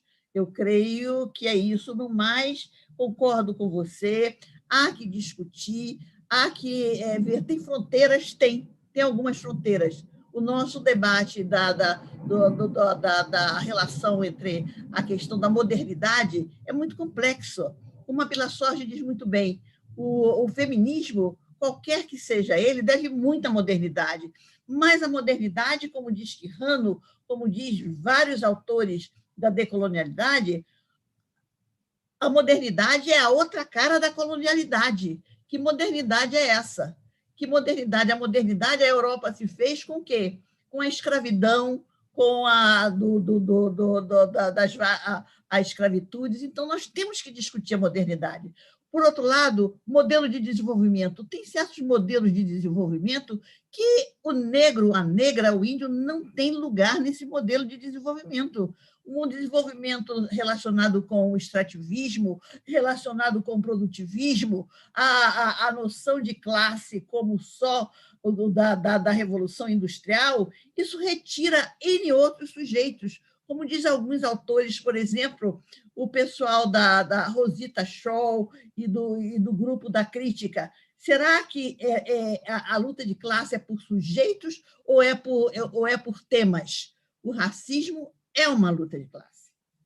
Então, não é só sujeitos. Quer dizer, tem muitas coisas complexas. Eu creio que nós estamos vivendo um século maravilhoso para como o pessoal decolonial chama, a virada epistemológica, é uma virada epistemológica muito forte. A racialização das ciências sociais não é só dar lugar para os pobrezinhos dos negros, para os pobrezinhos dos índios, é para questionar toda a construção do conhecimento. E isso tem sido feito, não é o azar que tem aumentado os cursos sobre história da África, sobre literatura africana, sobre literatura negra. Não há universidade, e isso é o quê? É a imposição dos alunos cotistas. A universidade tem que mudar. A universidade é elitista, a universidade é branca, a universidade não pode continuar assim. E como a Ana Paula disse muito bem, eu concordo, é pluriversal. Temos que ter os clássicos, mas temos que ter a Césaire, temos que ter Fanon, temos que ter Lélia Gonzalez, Beatriz Nascimento, temos que ter vários. E os cotistas estão pedindo isso. A diversificação de cursos. Muito obrigada, Ana Paula. Em relação a essa pergunta sobre a questão do patriarcalismo na América Latina, que é interessantíssimo, eu diria só um pouco, e vou dividir isso com a Camila, é muito interessante a proliferação, como está se estendendo o chamado feminismo decolonial comunitário. Na Bolívia foi criado um ministério que se chama, olha que interessante, o ministério que foi criado na Bolívia contra a colonização e pela despatriarcalização. Patriarcado e colonialismo andaram juntos. Quando volta o debate da colonialidade, volta o debate do patriarcado. Quer dizer, não é só por isso. Várias outras feminismas, também aquela relação entre o contrato social e o contrato sexual, também deu um afã para o debate voltar sobre o patriarcado. Mas, em relação a políticas, eu acho que haveria que mais olhar o que tem passado na Bolívia, no Peru, no Equador, e, em especial, na Bolívia, e a atuação desses grupos, os povos originais. Muito obrigada, amei essa mesa. Vamos ficar em contato, viu, Camila e Ana? E claro a gente que agradece. A gente que agradece, Méria. Então, vou passar agora a palavra para a Camila, para ela dar continuidade aí. Então, já falei aqui no chat interno, aqui, né, que muita generosidade na fala da professora Mary Garcia Castro, né, que é uma inspiração, é uma alegria, vou repetir, né, uma alegria imensa poder te ouvir nessa mesa de hoje, sobretudo ao lado da Laura, da Ana Uziel e da Ana Paula, que realmente assim arrematou de forma brilhante, né, o debate. Eu vou começar comentando sobre a questão que a Andréia colocou, né, a questão da atualidade do patriarcado, essa categoria, né. Eu vou falar de um tema que a Andréia, né, está acompanhando. Eu sei porque a gente já conversou sobre isso, né, ela tem pensado a centralidade dessa categoria hoje, então acho assim, que a melhor pessoa, né, para falar disso seria você, Andréia. Mas pensando junto, né, a partir dessa questão, o patriarcado, a gente sabe, né, enfim, que foi uma categoria muito estratégica inicialmente para o movimento feminista, né, porque ele precisava identificar aí a universalidade dessa dominação masculina. Depois, o movimento feminista de estudos de gênero, com esse vigor crítico, começou a tensionar essa categoria, né, mostrando como ela apagava diversas diferenças, sobretudo entre as mulheres, né? Ou seja, se existe uma dominação masculina que ela ocorre mais em larga escala, né? E ela é majoritariamente masculina, e ela é um fenômeno quase que universal, ao mesmo tempo, você tem também, em vários contextos, e aí não é uma exceção à regra, né? Mas você tem vários contextos aonde existem mulheres que oprimem outras mulheres, né? Existe desigualdade entre as mulheres, A gente falou aqui, né? Babás, mucamas, empregadas domésticas, patroas, né? A dona da empresa, a trabalhadora da empresa. A gente não pode, né, essencializar, e essa é uma das grandes lições, né, do feminismo interseccional, é mostrar os limites, né, dessas categorias identitárias e unitárias, né, sobretudo.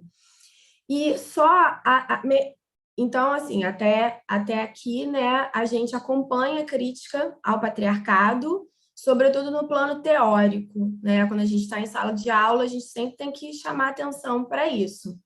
Ao mesmo tempo, né, a gente está vivendo uma profunda revitalização dessa categoria, né, na quarta onda aí do movimento feminista, né? Enfim, as ondas não são lineares, né? As categorias também não são completamente fruto de um consenso, né? Mas a verdade é que os movimentos mais jovens, né, sobretudo a partir do advento da internet, então no Facebook, no Twitter, no Instagram, patriarcado é uma categoria extremamente poderosa, né? E aí, assim, eu acho que não é nosso papel, né, assim, ser sommelier de uma categoria que, assim, né, na linha de frente, né, visa nos beneficiar, né? A gente já sabe de todos os perigos dela, né? Eu acho que a nossa tarefa é sempre lembrar desses riscos, né? Mas, ao mesmo tempo, né, como dizia Butler também, não negando essa eficiência estratégica, né? E, mais ainda, né, diante desse quadro, eu sei que nossa tarefa como antropólogo, como cientista social, é fazer as nuances. A gente tem que fazer as nuances. Mas a gente está numa situação, gente, me desculpe, a gente está numa situação que já ultrapassou os limites da essência, sabe? A gente está numa situação, num governo patriarcal, branco, sabe? Com os caras bandido ainda, miliciano, né? Racistas. Enfim, a gente saiu aí desse bueiro, né? Dessa repressão, né? Desse lodo, né? Do que o Brasil, né? Sempre projetou esse ideário de nação, né? Essa família idealizada, conjugal. A gente está falando aqui das mulheres, mas todos os efeitos perversos que isso tem para a luta LGBT, né? Já falamos da questão da pauta antirracista, e aí a gente está diante de um governo que fica muito difícil não falar de patriarcado, né? Então, talvez seja, de fato, a gente operar com as categorias que a gente tem, né? E aí, nesse sentido, eu sou, assim, entusiasta, né? Entusiasta, a gente está no governo patriarcal, sim, e é preciso, né, desestabilizar esse patriarcado. A gente sabe, por exemplo, do profundo ressentimento, né, que os governos Bolsonaro, né, surfaram nessa onda desse ressentimento desses homens, né, brancos, pobres, feridos, também racializados, que perderam lugar, perderam o sentido da sua existência com o boom feminista, né? Qual é o meu lugar? A Wendy Brown fala disso nas Ruínas da Democracia, né? O que a gente vai fazer agora? Né? A gente não sabe como agir diante das mulheres que agora sabem o que elas querem fazer, né? E o que elas não querem mais fazer, né? Hoje, uma mulher, ela não aceita uma afronta, né? Um assédio na rua, tive pela minha filha, né? Um assédio na rua. Eu estou numa situação, a gente fala assim, Maria, toma cuidado, né? Porque o terrorismo das novinhas é tão grande, né? Que eu falo assim, toma cuidado na hora de reagir a um assédio, porque pode levar a uma represália, né? Então, isso é fruto de que não é mais aquela pedagogização assim, olha, isso aqui é assédio, tá? Se alguém fizer isso com você, é errado. Óbvio que tem isso também, mas tem as meninas revidando, né? Ainda mais com a ferocidade das redes sociais. Então, para concluir, né? Eu acredito extremamente na vitalidade e nos usos políticos dessa categoria. E racializando, né, que esse patriarcado, ele é branco. Ele não é branco porque o Bolsonaro é branco. Ele é branco porque ele atualiza características, né, arquétipos e elementos presentes do evento racial, né? É por isso que ele é branco. Esse é o trabalho que a gente tem que fazer, né? Ele é heteropatriarcal, não porque ele está lá casado com a Michelle, né? Mas porque ele fica veiculando essa ideia de família, que é uma família que remete ao poder patriarcal, né? Etimologicamente falando, né? É o pátrio-poder, é o controle das mulheres sobre os homens, é o controle reprodutivo, é o controle da vida delas em diversas dimensões da existência das mulheres. Então, vocês veem que eu estou empolgada, né, gente? Assim, ouvi Mary Castro com Ana Paula, com Laura, eu fiquei assim empolgada na sala. Agora, só a última. Eu não sei, até tem mais uma questão. Tem mais uma questão, Laura? Dá tempo ou fica quieta? Pode falar, amiga. Ó, a gente está concluindo, né? Na verdade, o tempo, Vamos porque a gente tem a concluir para o plenária povo depois. descansar. Não, na verdade, é porque tem uma atividade depois que é fechada, né? Mas vai ter. Teve um comentário da Bila, né? Sobre que o nosso desafio analítico é entender como um feminismo branco de classe média, mulheres altamente escolarizadas, produziu no Brasil um conjunto de reivindicações inclusivas, como luta contra a esterilização em massa, o paísmo, o enquadramento do aborto como um direito social e não individual, etc., né? Como mostra a Camila. Aí eu não sei se você faz um comentário breve, Ana Paula também, de repente, conclui um comentário, talvez, sobre esse comentário, e a gente vai... e fala o nome do seu livro. O meu livro... Alguém está perguntando.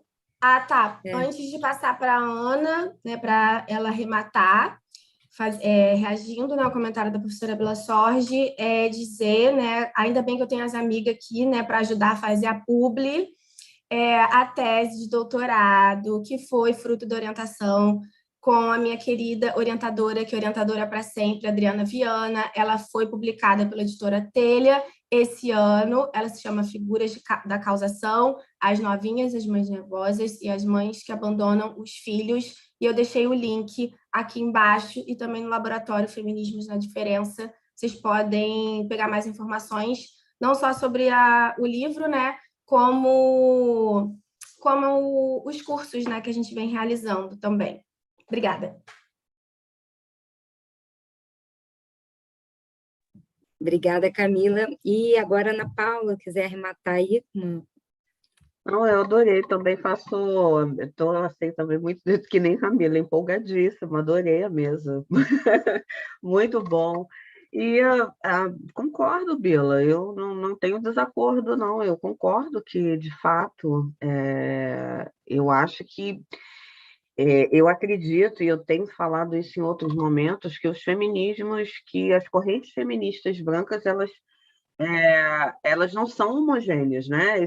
Essas correntes, elas não são homogêneas, elas não pensam da mesma forma, e sim, parte dessas correntes foram importantes para pavimentar uma série de demandas e de reivindicações que, posteriormente, e que, naquele mesmo momento, feministas negras também estavam. Concordo, e acho... eu acho que esse é o ponto, né? De não... a gente tem que tomar cuidado para fazer essas análises mais complexas do que simplesmente opor feminismos e pensar nas trajetórias e como essas trajetórias são constituintes de um debate que vai desde correntes mais, digamos, conservadoras até alianças, de fato, porque, de fato, desde sempre tem alianças entre esses feminismos, entre grupos que, em determinados momentos, se opõem, mas, em outros, criam alianças, sim. Então, trazer essa complexidade para a gente entender que esses processos, eles não são de um lado tá aqui, tá os grupos feministas, do outro, do lado B, tá. Não, eles, essa é a riqueza de se pensar interseccionalmente e se pensar também esses feminismos enquanto lógicas e dinâmicas que não são, que estão o tempo todo se recolocando, né? Então, eu acho que esse é um ponto. E eu acho que esse é um ponto, inclusive, para a gente pensar as próprias diferenças, né? Pensar e projetar essas diferenças não como fronteiras intransponíveis, mas fronteiras que aí sim é, é, é, são fronteiras, mas fronteiras de diálogos e de debates na acepção e na concepção dessas alianças. Então, eu concordo muito com Bila. E a Mary e Camila, obrigada pela apresentação de vocês. Eu acho que, de fato, nós precisamos, como o Mary falou, precisamos sim de mais debates, e desse momento radical e emocionado que nós precisamos para seguir e para enfrentarmos um momento e um período agora que vai ser de tentativa de reconstrução desses processos de destruição em massa que nós estamos passando. Então, é disso que nós precisamos. E, mais uma vez, Laura, muito obrigada pelo convite, pela oportunidade de estar aqui com Camila, com Mary, fazendo esse diálogo tão inspirador também para o trabalho, né? Nós precisamos tanto nesse momento de debates inspiradores, e esse é um deles. Obrigada.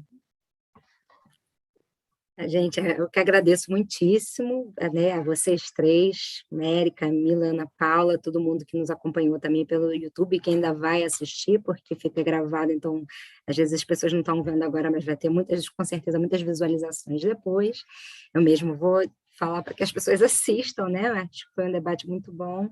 Fiquei muito feliz também com essa mesa, com essa discussão. Acho que mostra, assim, né, a redigência propondo, né, como uma rede, um espaço, né, que também promova essa discussão e alianças, porém sem apagar as diferenças entre feminismos, entre diferentes mulheres, né, que eu acho que é o que permite justamente esse avanço, tanto do ponto de vista político quanto epistemológico, né, o que eu acho que ficou muito evidente aí hoje no debate. E aí vai continuar um debate que vai continuar amanhã, né, amanhã a gente tem mais 2 mesas desse evento. Hoje a plenária é fechada, é só para os integrantes da rede, né? Não vai ter transmissão pelo YouTube, mas amanhã a gente volta às 14 horas, vai ter a última mesa, que é Gêneros e dos Desgovernos, né? Retrocessos, Ataques e Políticas, que eu acho que dá um pouco a continuidade, né, a esses assuntos que trouxeram a indignação para os debates dessa mesa. E, por fim, a conferência de encerramento da Ângela Figueiredo, falando sobre feminismo negro, interseccionalidade, antes e durante a pandemia. Então, acho que um roteiro um pouco perfeito aí para encadear, né, e dar continuidade aos nossos debates. Muito obrigada, gente, um bom final de tarde aí para todo mundo.